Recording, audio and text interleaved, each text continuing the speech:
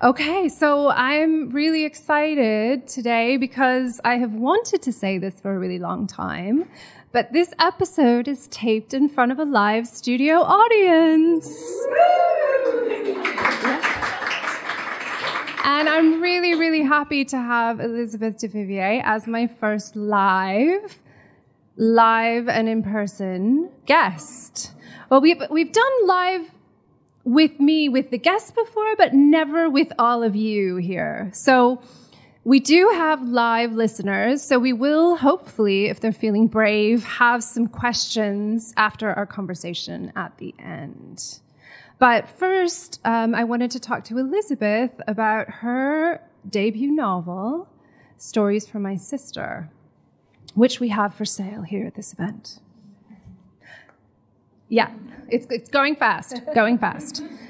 So, Elizabeth, I wanted to talk to you first about, we spoke a little bit about the book before, and one thing that you said to me that stood out was you had this feeling, this story came to me, and I had this idea about these two sisters, and I had to write this story. And since you hadn't planned to write a novel, from what I understood, I wanted to hear more about what happened, how the story came to you, and why you knew you had to write it. Sure. So I had a book I was working on. It was a memoir, and that was what I was planning on focusing on the summer that I started writing this book. So a few months before, this was a year ago, February, I was in San Diego visiting my niece, and I had set up my house at home. I live in Providence on the other coast, and I had a writing room, very, very clear writing room, desk, chair, super taskmaster organized the way you write a book, right? I'm super, super disciplined. And I was going to go home and work on that. And so I'm in San Diego, and in comes this story, and which happens if you're a writer, you know what that's like. And I just went, no, I'm not writing a novel, find somebody else. And it came again, and I was like, listen, I've written novels, you've broken my heart, I'm not doing it, so find somebody else. And like the third time it came in, I was like, you kind of know, like, if you don't take it, you're going to, so I was like, and so at that time, I just had my phone and my voice recorder, and if you listened, you never will, but if you did, the very first ones, I'm like this, fine, just so you know, I'm taking the notes, but I'm not writing this book. And so the first notes were, there were two sisters, there was an age difference, and one of them was very sick. That's all I knew. I didn't know which was sick, I didn't know anything going on like that. And so from that February until June, the pieces were falling in, the pieces falling in about the mother and different things, and I would just record them. And eventually I took them from my phone and from my notes, and I just had a big file on my drive on my computer, and I just had all these notes. And again, I had no intention of writing this book. I'm not joking. I had a book I had already started working on at an artist residency the summer before. It was a memoir. I was very committed to it because I'd gotten going, and if you know what that's like, once you start going, you're like, and my dog died, and I had to come back from the residency, and then life went on. I have a busy job, and so I was very committed that that's what I was going back to. So in June, I had this holiday planned up in Prince Edward County of Canada, not Prince Edward Island, but over near Toronto, and it was a holiday. And so I was like, okay, well, I'll start the book when I get home to my writing desk in my writing office, as writers do. And it was just this lovely week, and very much like Susannah's house, it's just super peaceful, sanctuary, and I had the whole day to myself, so I was like, I'm just going to play with those notes, right? And in playing with those notes, all of a sudden I was like, it's 4 o'clock, I better go get some food, and then I came back, and then I was like, oh my God, it's midnight, and that went on all week. Like, it just started going, and it was fun. It was the most fun. So from that June until December, I was writing this book. And Tracy's here, a friend of mine, who got me to go to Greece, another trip that had been planned years ahead. And but I had 3 weeks in Greece, and there's absolutely nothing on this island. And when I say there's tavernas and beaches, nothing on this island, it's like your heaven for that drop away. There's no Wi-Fi. There's no distraction. And I got a huge amount done there. And so all I can say is from June to December, I can say hands down, it was the happiest time of my life. Like I had, and there was no one there. Like you weren't all there with me. It's like, I actually love that the process of writing, I love. And so the novel piece, I think eventually I got over my resistance to it of the heartbreak piece. I just felt so clearly that it wasn't my idea. I had no ego investment in it. It wanted to be written. So I was like, okay, then you have a plan. I'll be your vehicle. That's kind of how I felt about it. I'm very woo-woo. I'll say that right up front. So, well, I have to ask, you said I've written novels before and they've broken my heart. Yes. I mean, I can't just leave that. Oh, okay. So what happened? Did you try to write them and they didn't work out, or? I didn't have the self-confidence and the self-esteem. So I was a hardcore writer in my 20s. Well, I was a hardcore writer my whole life, but in my 20s was like at Bread Loaf and doing all the things you do to go on the publishing track, write short stories, get published. But I did not have the confidence and self-esteem, so my professors could support me and people could support me. But if you don't have it within yourself, you're always going to sabotage yourself, in my experience. And so my best example, which is one example of how I approach things, was I was writing for a magazine at the time. I had a really amazing experience where I knew I had a book. It was nonfiction, but it was a really cool book about how women were breaking into the top tiers of technology and engineering companies. And so I won't take you through the whole thing, but I had, for a 3,000-word article, I'd done over 25 hours of, and people were calling me from HP and from Lucent and from aerospace, and like, I heard you're doing an article about women in technology. I really want to tell you my story. So I just had all this stuff, and I was like, this is a book. So I put together a book proposal called Busting Glass, and I sent it out to 10 agents, and 4 of them wrote me back, which is really incredible odds, really incredible odds. And I wrote back to each of the 4 women and said, not a really good idea. I'm sorry I bothered you for your time. Like, I was in a panic attack when they did that. So that's my best example, and that was in my early 30s. So that's my best example of every time I had something, I shut myself down. So, yeah, I've written screenplays. I have 3 novels that I now feel like I'd like to go back and look at this time, now that I have the confidence. But that was what cut it. So what do you think was different this time? Confidence. Yeah? Well, yeah. I mean, I know you don't just get confidence in 20 minutes, and you like went on a little walk and said, now we'll do the confidence thing. No, that's been my life process. That's been my life process, is to, we all have our things that we work on. Mine's definitely been on owning your choices in your life, I guess. I don't know how else to say self-esteem and self-confidence. I'm hoping you guys will speak up at the end of this and be like, I have something to say about that. But that's been my issue. So what's been different is, well, in my 20s and my 30s, I wanted to be a writer as a career and a profession. So then you're writing commercially. You have to sell it. It has to be palatable. You have to have a publisher. You have to do all these things. And so the difference for me with this is I have a job, I have an income, and I know totally how to make the book. The book's around here somewhere, but it's a beautiful book. The graphic design was done by a professor at RISD, and I live in Providence, Rhode Island.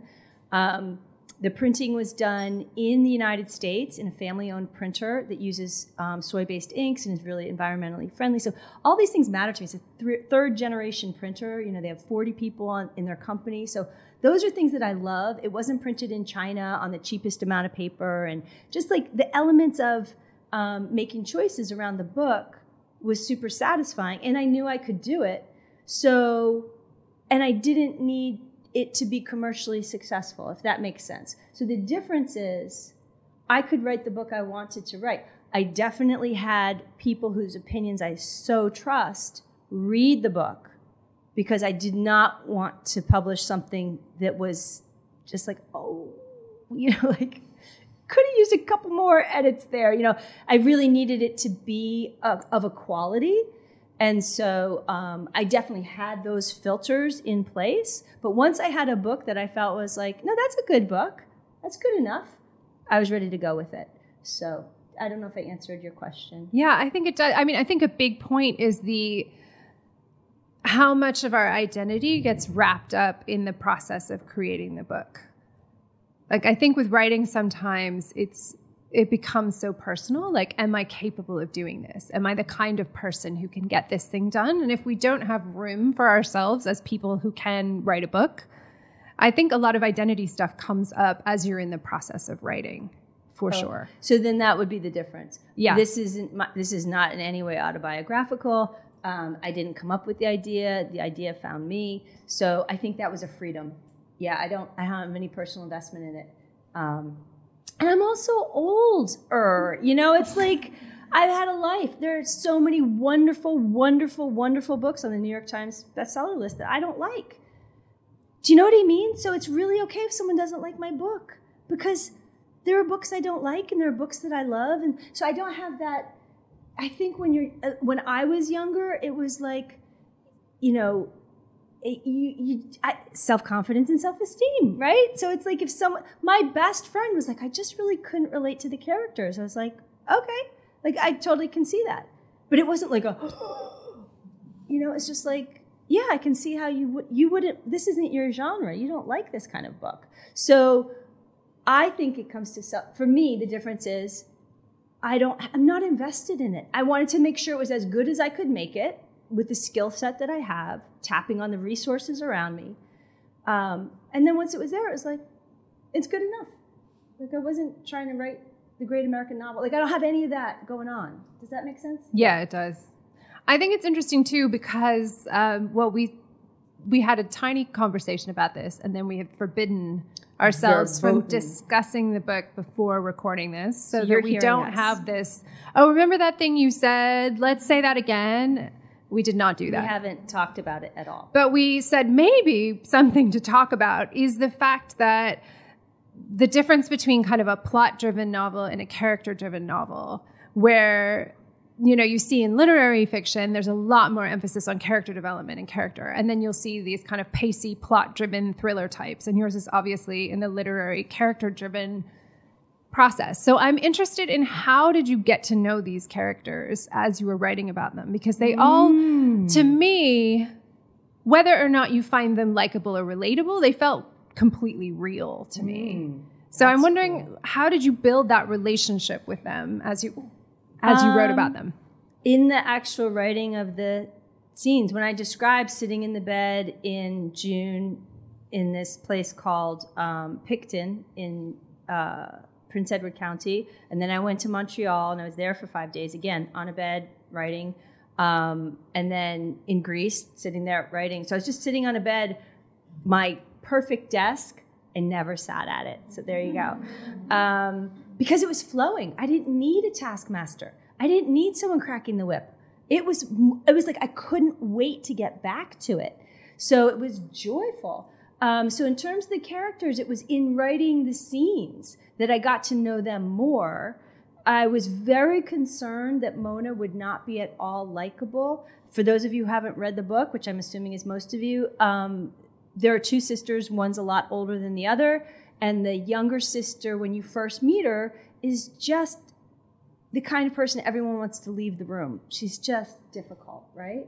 But I ended up finding out why she was so difficult. So, and B, who I think I had more affinity for as I was writing the whole book, when Janet, who's her mother, kind of schools her on, like, because the whole time B's like, well, my mom wasn't this, and my mom wasn't that, and my mom wasn't this, and you're like, yeah, man, you had it tough.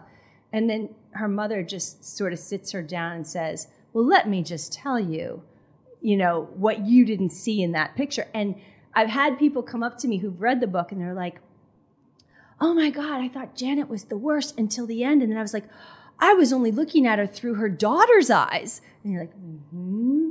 So I think that's how they revealed themselves to me, in the actions of what they said and they did. Like, there were surprises for me with B. I mean, B is one of the most confident, self-contained people I've ever met. And she's not real, but in my world, she's met. Like, the way she just does things, she's like, oh, I'll just go to California, or I'll just leave this job, or like, you know, she's working in a very male computer company, and there's all these guys doing things the way they're doing it. And her boss is like, why aren't you doing that too? And she's like, because I don't think it's a good idea. Like, that kind of, I just was dazzled by that. I was like, where did that come from? You know? So I am not answering your question, but no, I discover them in just like you reading them, Mm-hmm. I discover them. I think the only difference is I didn't write it chronologically. It all was in pieces all over the place. So I was actually in Greece in the first week of October, and I had about 320 pages or so. So I had most of the story. I knew most of the story. I had like 3 or 4 more chapters to write, but I knew what I had to write. Like I knew the sequences what I had to do. I had no idea how this was going to come into a linear narrative, like at all. It felt like, and this is a repeated thing because I said this to Susannah the other night, but in that fairy tale, The Miller's Daughter, where she comes into the room and her task is to sort like the millet from the peas, from the lentils, from the rice, and she's like, I can never do it. That's what it felt like. I was like, how am I going to put these pieces together? So it's not like I got to know them the way you get to know them reading it, but that's how I got to know them, is just by watching what they were doing and being like, I don't know. So you just followed them. And I followed them. Yeah. I followed them. I had they did not arrive fully done. Like they developed, they sort of came into view. They just kept coming more into view, even though it wasn't visual, but yeah.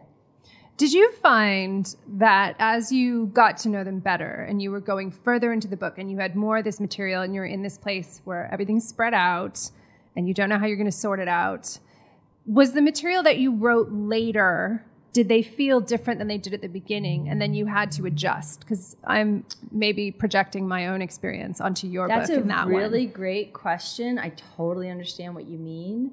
And no, I had to go back in. Once I had like what's going to be chapter 1, like the first chapter of the book is actually the last chapter of the book. So there's some really cool things that I did not realize until after I had a copy of the book. So months after I had looked at it. So like I finished it in March, went to the printers. I get a physical copy in like June. So I haven't actually read it in over 6 months. And I was like, you know what? I should probably just read this cover to cover and see what the experience is like. I discovered things that I couldn't possibly have planned. And I don't know how much I'm allowed to share without like giving away things. It's your event. So yeah, you know, I've been getting a lot of, like I'll do different things on my next book. One of the things that I have been getting some real like, not beat up, but just like, you know, there's nothing on the book. You're holding the book. It's like, there's no book jacket that says, this is about two sisters and da-da-da, or Susannah Conway said it's a great book, and Caroline Donahue says it's a great book. Like that was a very clear decision I made because personally, I don't want anyone else's opinion. I want to pick up a book and read the first couple pages, and then I know.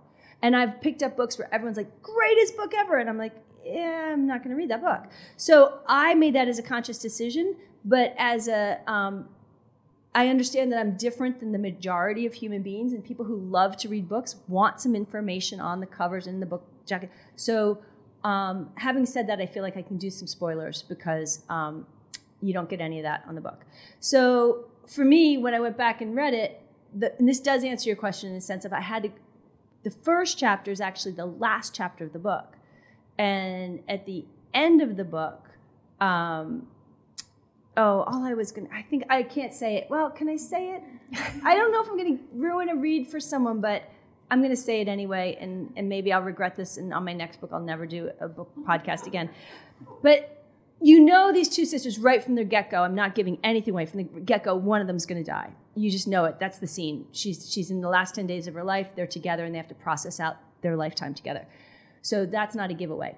But what's fascinating to me that I did not realize until I read the book myself, in the first chapter, the sister has died. But in the last chapter, she's alive as she's never been alive before. And I was like, oh my God, that was like, that killed me. I didn't plan it. So the things that I had to go back when I put it together, I had to do a lot of editing. Yeah. And I had to do some connective tissue. So one of the pieces was the things that happened later in their lives as they were 20 years old or in their 20s. It wasn't as clear, like, why would they have done that? So I had to go back to earlier times in their life and give examples of, like, those are the imprints on them. They got imprinted with abandonment issues or self-confidence issues or whatever. They didn't have either of those things. But like, whatever they had, it happened. You say, oh, that happened when she was 15. Oh, that happened when she was 16. So when she does something at 28, it makes sense to you. You're like, well, yeah, she's operating under that viewpoint of the world. But no, I didn't have to change who they were particularly, which I could have just said that when you asked the question. No, but then we wouldn't have gotten that whole journey. So I'm interested in what the editing process was like, because you had this huge download. I have this visual of you on the bed with these big pieces doing some connective tissue, saying, oh my God, I'm the miller's daughter. I don't know how this is all going to come together. That was a really bad day. If any of you are writers or artists or creatives, I want to share that with you. It was a really bad day. And I think it's the most normal part of creativity. So if you hit that wall, I just want you to go like, this is the normal part of creating anything. Knitting, sewing, making, it's the most normal part. So keep going, but yeah. Yeah, it's the part where you're like, I call it like the trying to get a squid in a suit. It's like, that's how... Because the book, I mean, the thing about a book that people don't think about is that the more you write, the bigger it is. And like the harder it is to hold it in your head as you're trying to put it into the structure. And it feels like a giant dead squid that you're trying to put in a suit. So how did you put the squid in a suit? Like, how did it happen? So I am all about getting help. It's one of my superpowers. I never hesitate to ask for help, ever. For the smallest things. Like just tonight, I needed a pair of tights. I do know how to shop. I've bought tights before. I went right up to Caroline and I had her help me find the tights I needed. Like I just do it all the time. So I'm in Greece with no contact to anything. And I'm like, oh my God. And I was like, well, I can't be the only author that's ever had this experience. And I really like Elizabeth Strout, who does Olive Kittredge, if you've read that. So I started Googling YouTube interviews with Elizabeth Strout just to sort of get that vibe, whatever. And lo and behold, hand to God, someone asked her, have you ever had a hard moment in your writing? She said, oh, well, there's always this one moment when I have all the pieces on the table and I don't know how they're all going to get together. And it feels like catastrophe. I'm in Greece hearing it on my laptop going, oh my God, that's what I needed to hear. And then she describes how she put it together. Or she just describes that it's part of the process. And whatever she said, I replayed it like 10 times and I wrote down her words and I taped it so I could keep seeing them. And then when I got home, I taped them to the wall. And that was like my guiding light through like swimming the channel. Like, just keep swimming. It's like, you're doing okay. Like, this is normal. And you just have to figure out how they're going to go together. And, I do think that's an area I could have done better. If I'd wanted to spend more time with it, which I didn't, I want to get on to the next book.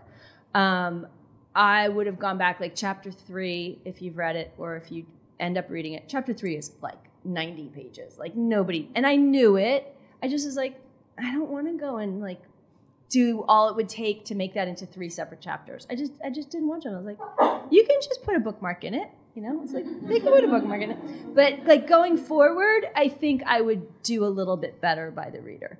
But, so I didn't squish it. So my squid has like an arm hanging out.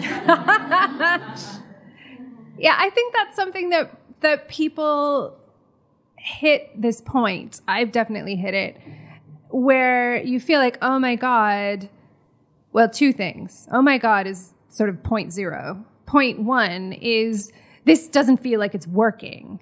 And then point 2 is usually, I must be doing this wrong, or I have a bad idea and I should be writing a different book. Oh. And so I like to talk about this process a lot because I think people should know, it's normal. This is just part of the process. I actually asked a mentor of mine, Simon Van Bury, who's a writer, and he said, oh yeah, the thing about writing, he has a really beautiful English accent, which I can't do, but just imagine it. It's very helpful when I talk to him about this. And he said the thing about it is that like 90% of the time, it's not working. So that's just okay. And also, I think that's why many writers drink.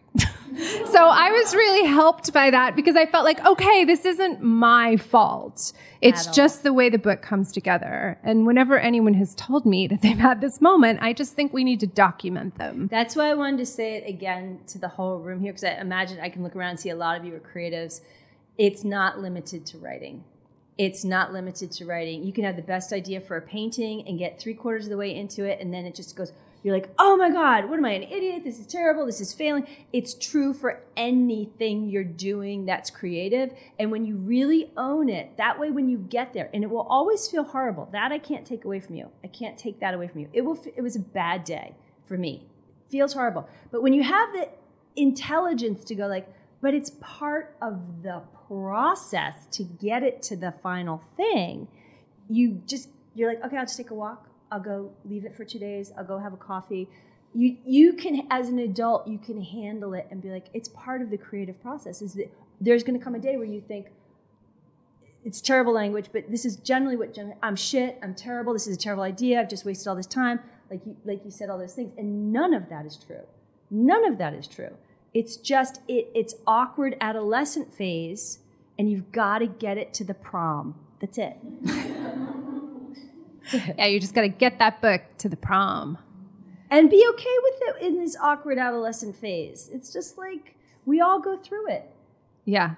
And I think that there's a certain amount of emotion that needs to be processed in the course of writing a book, which brings me to another thing I wanted to ask you about, which is, these are not kind of light themes in this book. This book is, I'm so light. While it's not like, I read it in like 3 days. I just tore right through it. It was interesting to me because it's not a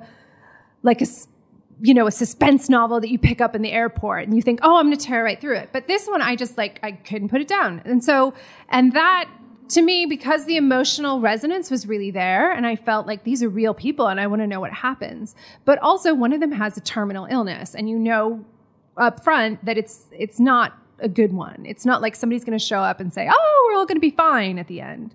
And I'm wondering, how did you take care of yourself in the course of writing difficult scenes, where people are in hospice and all of these kinds of things that come up? That's intense emotional material to take in. Mm-hmm. And I'm wondering how you dealt with that for yourself and going through the writing process.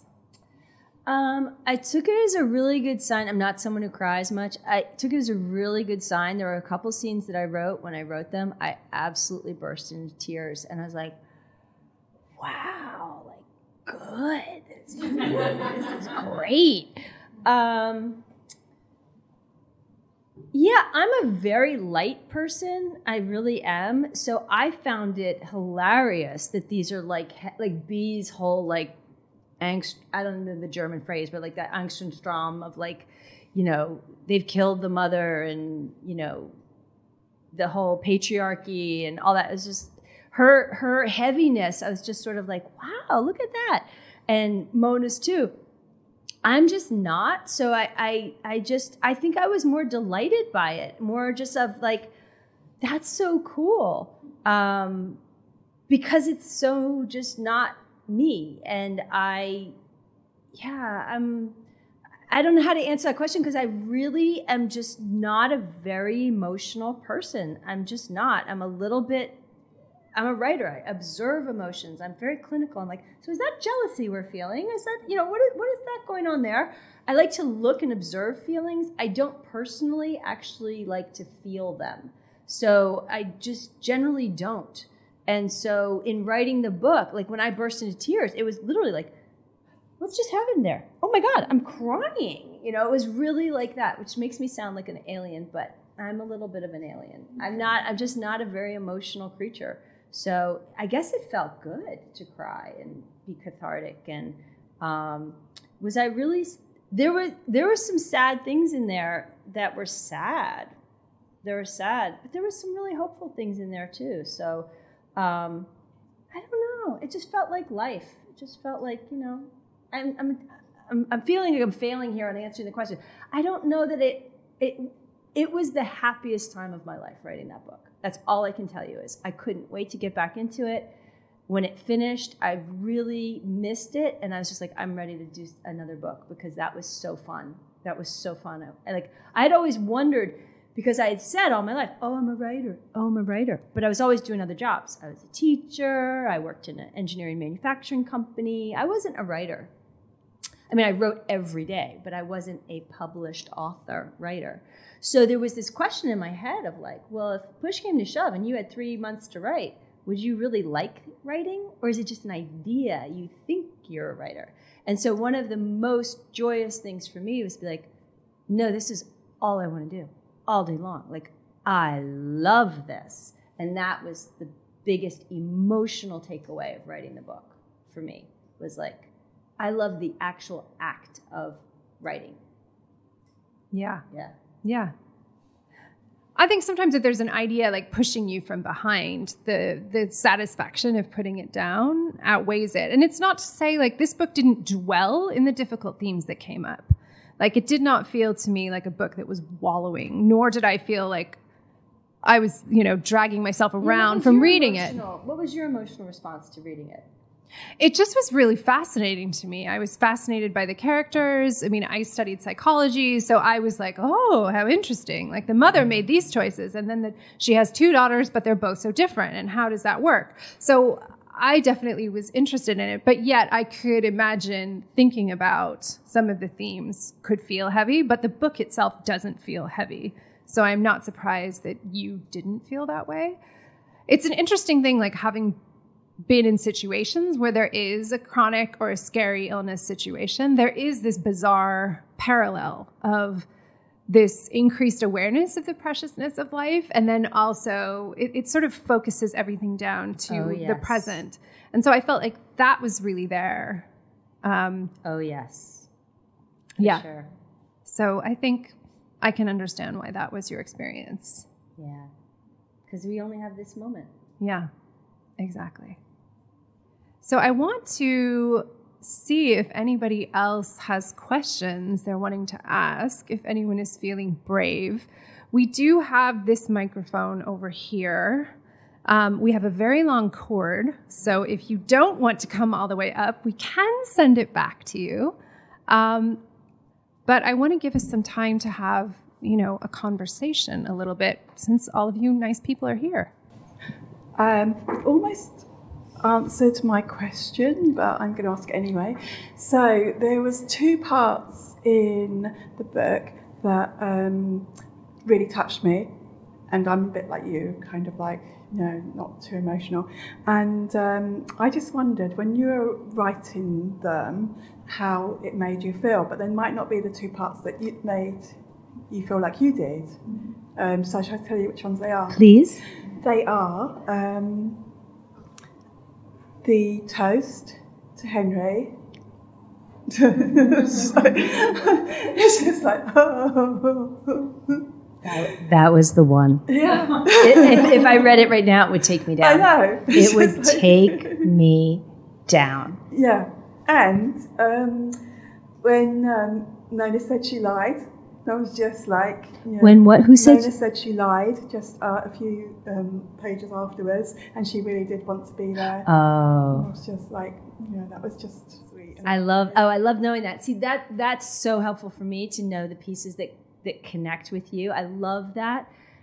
There's no way I would know that.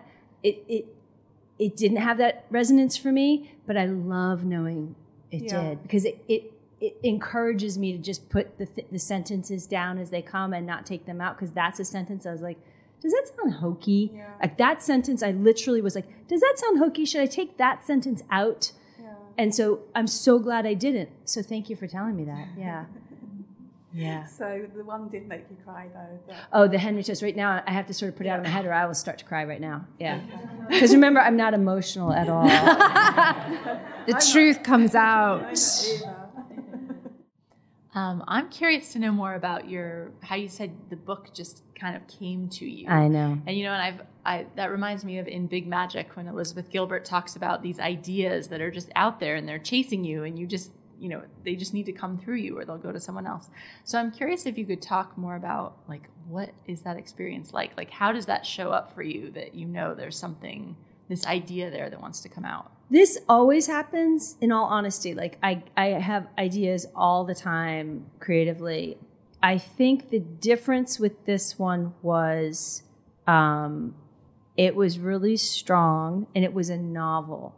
And I just, like I said, I just felt like that's going to break my heart. I don't want to write a novel. It's just, I just didn't want to go down that path. I didn't want to have that experience.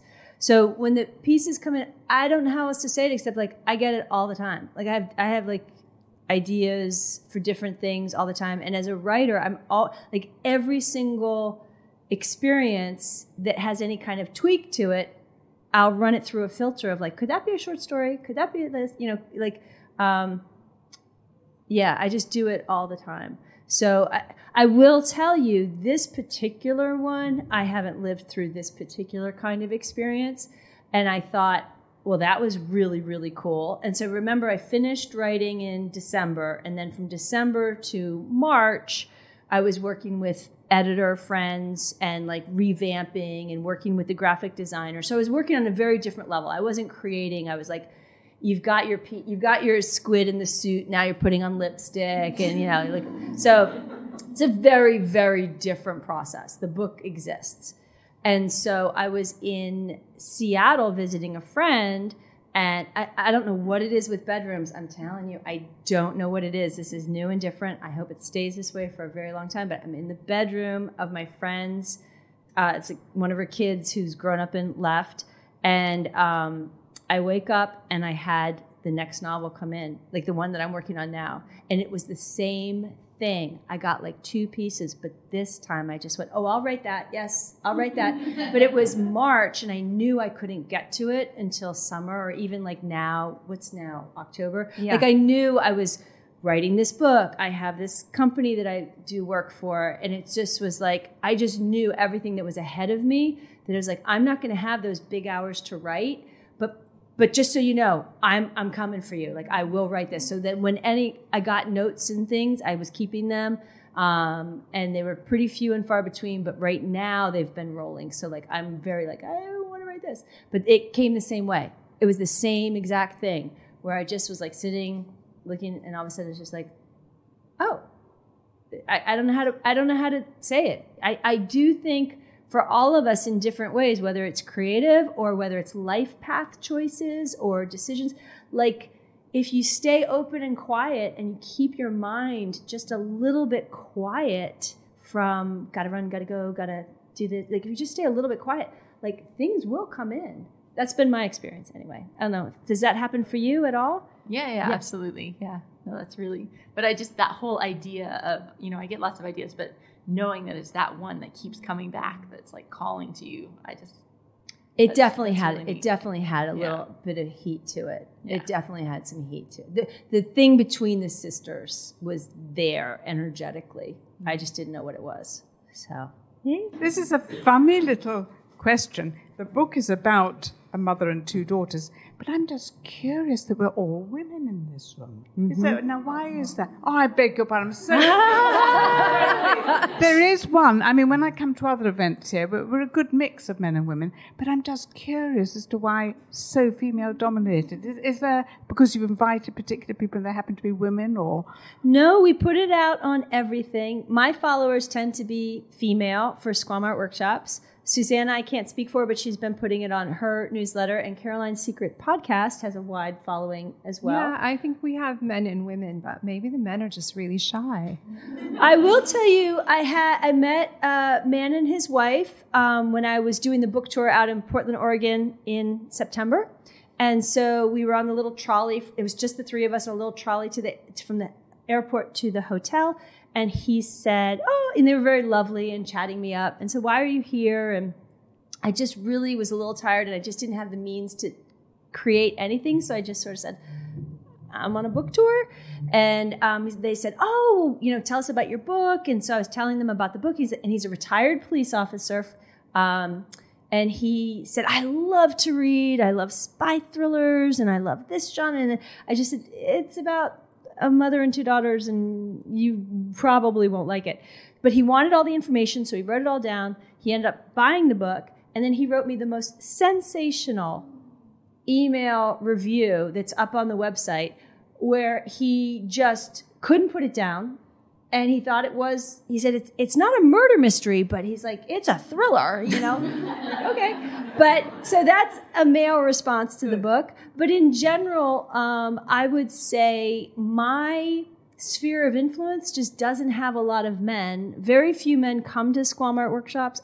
I don't know why that is, except I was told by 2 men that men don't gather.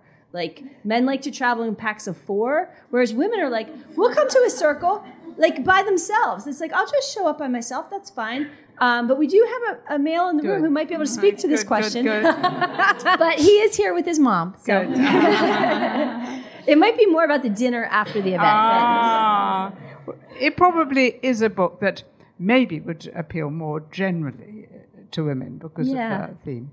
Anyway, I just thank you so much. Oh, thank you so much. Well, it brings up a really interesting question for me because when I was growing up, all the books, remember, I loved to write from forever. I was going to be a writer since I was a kid. So in junior high, in high school, and college, I was reading. I was studying literature. All my degrees are in literature and It was all male white writers. Those were the books. I didn't read a female author until I was on a writing scholarship as a 16-year-old or 17-year-old. And it was for 6 weeks, and I was introduced to Kate Chopin, Willa Cather, and like it was just like, it just wasn't there. And so I think women are very easily adapted to reading male-focused books, but I don't know that men are as easily adapted to reading female-focused books. And anyone listening to this at home, feel free to send me a very hateful email and correct me. But that's it's a question for me because I read it and I'm like, well, yes, it's 2 sisters, but it could be 2 brothers. It could be 2 cousins. It could be you and your neighbor. It's the same. It's 2 human beings. So I just wonder. But then I have my retired police officer. So good. He liked it. I was just wondering, you said you write every day. Is that work? Is that just short stories, little ideas, journals? Do you just do a whole variety of just let it out kind of thing? Journal. My journaling is what I do every day. But in terms of like when I think about writing this novel that I'm working on right now, that's like a secondary writing or that's a different writing. So when I say I write every day, it's journaling. Yeah, but you're kind of still getting your like creative, like sort of juices flowing, words coming out. Yeah, practice. it's just always been my way of processing the world. Always, like just the way I process events or people or experiences. I just have to write. I have to write it all out. It's how I figure out what's going on, and I do think it contributes a lot to the quiet mind that I have. Because then it's out of my head. I think of it as like, if you have a pool and you're clearing the pool, it's like with the big net, you're like taking all the leaves and the trees. That's kind of what my journaling is. It's just like, get it all out of my head. And then I walk around and I'm like, oh, look at that. Thank you. So I have a half factoid and then a question that's maybe for both of you. Mm-hmm.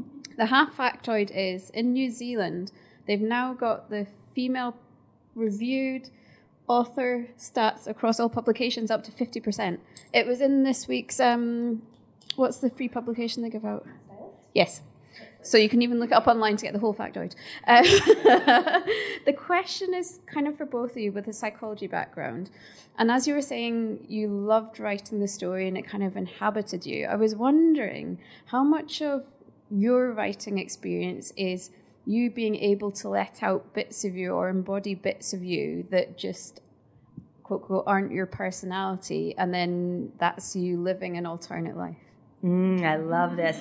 Do you want to take it first? Yeah, I can take it first. I think that's true on a certain level, although I'm not thinking about that when I'm writing. I'm sure that's happening, and there's a certain permission when you're writing fiction that you get to say, well, a friend of mine who's a writer said, she had this tweet. She said, well, I'm writing a novel and I can do whatever I want. And so there is something nice about you're going along in your world and you can say, okay, well, maybe they're going to go over here. Maybe they're going to do that. So there is a tremendous amount of freedom. And of course, the things that I would consider them doing or that would occur to me to do are coming from what I consider to be possible in that world and who I think this character is. And then it's sort of later when editing, I think, well, would they do that? Would they not do that? But I mean, I'm the one who's deciding if they would do that or not. And it's sort of my relationship to who they are. So I'm sure on some level that's happening, but I think kind of like what Elizabeth said, I'm sure that'll be clearer once, you know, the book is in print and I go back 6 months later and read it and go, oh, wow, I had no idea that was going on. Because you're just thinking about, it's like driving with the headlights. You know, you're just trying to keep the story moving forward as far as you can see and get as far as you can in a way that makes sense. I mean, if it's a family drama, you're not going to have a space invasion halfway through, probably unless you're like Quentin Tarantino or something. But it's you know, it has to be cohesive. But I think that the things that seem possible to you as the writer are always going to come from your unconscious. And I think that is really fascinating and satisfying. Yeah. That's really cool. I was listening so much, so I wasn't thinking, so I have to go back in. Psychology, I definitely agree that I can't analyze what I'm writing when I'm writing.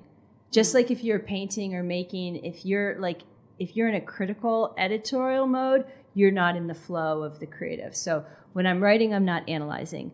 I can put on my literary criticism hat afterwards and like read it all, but I'm not doing that there.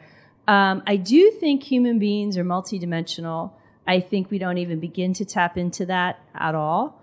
And I think it's interesting to me when in one of the events I've had like this, someone has asked me like, oh, so are you B, which is like the more positive character in the book? And I was like, oh, I'm all the characters in the book. Like, I can't write a total asshole unless I can tap into that, right? Mm-hmm. So it doesn't work that way. I don't get to be just one of them. Like, all of them are all of us. So I feel that I tap into that kind of did you say unconscious or subconscious? Probably both. Like that deep thing that connects us all as human beings. I think if we're really doing it, we tap into that place and those things that connect us. Because for me, if I had to like boil this all down into the theme for me, someone else would read this book and have a totally different theme. I've always had a really hard time with people saying like, you know, Northern Ireland and the other part of Ireland, why are they fighting? And Iraq and Iran, and why are they fighting? And, you know, and I'm just like, well, do you get along with your sister? Do you, like, if you think that's a different energy, it's not. You know, that sense of like, if we can't get along with the people who are right there in front of us, do not be surprised when it's that. So that's been the piece my entire life that I haven't figured out is like, how can we understand each other better and understand that we are connected? And so all of these characters in this book and any book are all pieces of me and of you. And that's how I sort of feel about it. So in terms of me personally, this incarnation of Elizabeth Duvivier, I think the pieces that come through in that book that I can go like, oh, I know where that came from, are much more the set and stage of the book. I can't write about growing up in Tanzania because I have never been. But I can talk about Wellesley, Massachusetts. I can talk about Providence, Rhode Island. I can talk about Montreal. Like, I can put things there. And I have 2 sisters and 2 brothers and parents, grew up in that situation. So I understand sibling, you know, so I can write from those places. But I can tell you that my brothers and sisters are not in that book. They're just not. That's not who they are. There's no semblance of them there. But I really like that question. And I think for me, when I studied literature, that was the interesting piece is how can we learn and grow from literature? Like it's just like theater. Like when it's good, when art is good, it's helping us understand how we show up in the world and teach us and learn us and shows us things that we see in ourselves as like, oh, I guess that is kind of me. I better work on that. I don't know. Mm-hmm. So, yeah. Does that respond at all to what you were asking about? Yeah, super. Thank you. I'm not a very linear thinker. I'm not sure if you noticed that. I enjoyed the journey. Okay, thank you. Anyone else comments? Yeah. So about the idea and the way that the idea comes to life through you. I'm curious if a story that's tapping on your shoulder has the same sort of life span once it's out in the world and it's in a book? Is it done? Is it complete? You've birthed it, it's gone, it's going off on its own way, and your job is done? Do you continue to relate to other books that you're doing in the same way? And what I mean is, like, the ones that you described as heartbreaks, did they die? Were they ideas that you had to walk away from? Could you revivify them? That one I don't know because I haven't touched them. This has been such a positive experience. I'm going to give myself a couple more books. I want to finish this one I'm working on. I really do want to write that memoir piece. Memoir sounds weird, like what are you? But that's straight up nonfiction, kind of reflecting on things that actually happened in my life. So memoir is the best word for it. I want to write those, and then I think I'd be ready to pull those others off the shelf and kind of look at them and see if, like, no, they were part of the journey, but they're not going to go out into the world. And that's the way they should have been. Or I could look at them and be like, oh, let's get you cleaned up. I honestly don't know the answer to that. And then the other thing with this book, Stories from My Sister, it really is done in a perfect way. I self-published it by choice. In a perfect world, I would be able to send the book off to the printers and, like, not have to you're all lovely and I love meeting you and this is great. But, like, in a perfect world, that part of the promotion and the marketing and the keeping it alive, like, I'm way done. Like, in June when I read it cover to cover, I was done. Like, okay, that was a good book. Okay, now I want to go on to this next thing. And then the only other question that's sort of come up is some people have really attached to the character. And they're like, so what's Janet next? And I said, I don't know. And they're like, well, what's Beat? I'm like, I don't know. And they're like, how do you not know? I'm like, if I let my mind go there, I'm going to start writing another book. So it's like, I am literally, like, not letting my mind go spend time with them because I don't want to write that book right now or ever. But I don't know anything more than you do when it ends. I truly don't. It's like, I don't know what she's doing. I'd have to sit down and write to find out. So if that makes sense. Yeah? Thank you. Thank you. Great question. Yeah. Nervous now. Two things. First thing, I want to say thank you because it's one of the first books I've read, or it's something creative, where dying hasn't been romanticised. I used to be a hospice doctor, and I used to you'd see things and it was all terms of endearment and everything was just lovely and everybody was getting along fine. And actually my experience professionally was that actually these difficult times often mean that people don't behave as well as they would. They get irritated, and I really thank you for that because I think it's a difficult thing to do. Second thing is just about those little reference to Kurt Vonnegut, and I've only read one of his book, and that was Cat's Cradle. And in that, he talks about this idea of you have a kind of group of people who are anywhere in the world who you're connected to spiritually. And I don't know whether that was a sort of theme in the book, or the different people that these characters met and who influenced them. Was that something you did consciously? Because it was really... I found that really sort of important for me in terms of a theme for the book. Oh, I love that. No, if that's there, that's someone way better than me. And now I need to read Cat's Cradle because I love that. I love Kurt Vonnegut in spirit. I can't say I've read a lot of his work. I've read lots of quotes by him that makes me think he's a great guy. It's not true. I mean, I've read some of it, but I haven't read Cat's Cradle, and now I want to because I love that concept. Yeah, I wrote it down actually before I came. So there's something called your Karas, which is a network or group of people who are linked spiritually. Ooh. And all those different people that the characters met, I just thought, changed each character. Professor Tamamoto, I thought it was really interesting that there were two very significant people in Bee's life who were both Japanese. I mean, what are the odds? But that was like Setsuko, her best friend, and and Mr. Tamamoto, who was basically a father figure for her, So, yeah, but I don't totally separate from tonight in the book. And I'm really keen on that because that idea makes me feel good. That there's a Charis, Charis, Karas, Karass, and I read it when I was 18. Ooh. And I think it's a real joy of being human because being human is quite difficult. But to know that you're connected and they may not be in your town, which is what Squam has been for me, which is another, I think you're in my Karas. Yeah. Oh, well, you're my carrot. So thank you. That's so cool. Yeah. And I really appreciate the hospice thing, because if there was something I felt daunting in a place where I did step back and step out, was writing the scenes that where Mona's in hospice. She's dying, and she has pancreatic cancer, and that's what's happening. And I haven't had that experience. I haven't lived through that experience. I've certainly lost people. I've certainly been in hospice situations, but the level of what I wrote there isn't my experience. And so you are the second person who has had direct hospice experience who gave me that feedback, and that is a relief. That's a relief to me, because there's no way I could know if I was getting it right or wrong. And that was very much more of the imaginative writing, where I was making it up. So so I'm glad to know that felt authentic. So, yeah. I think we have time for one more question. Or comment, or share. or maybe this brought something anything to your mind that you'd want to share with the group. Anything.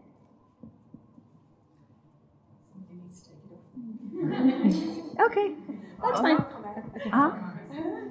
I really enjoyed reading it. I read it in 2 days. Whoa. And I just love the characters. You know, they wouldn't be people that I'd probably be friends with, but I thought it's really interesting to just have such different characters in the sisters. Did you like the mother?